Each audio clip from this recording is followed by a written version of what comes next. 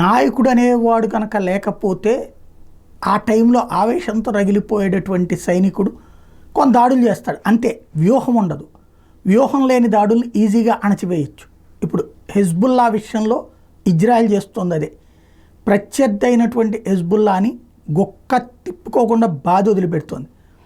లేటెస్ట్గా వాళ్ళ కీలకమైన నాయకులు లేపేస్తుంది. మన డిప్యూటీ చీఫ్తో పాటుగా 15 మంది కమాండర్లు లేపేస్తే, తాజాగా ఇజ్రాయెల్ ఆర్మీ లెబనాన్లోని హెజ్బుల్లా మిలిటెంట్ల మధ్య దాడులు ప్రతిదాడులు కొనసాగితే మంగళవారం బీరుట్ దక్షిణ ప్రాంతంలోని అపార్ట్మెంట్ మీద చేపట్టిన దాడిలో హిజ్బుల్లా కమాండర్ ఇబ్రహీం మహమ్మద్ అల్ కుబాసి చచ్చిపోయాడని ఇజ్రాయెల్ ప్రకటించింది.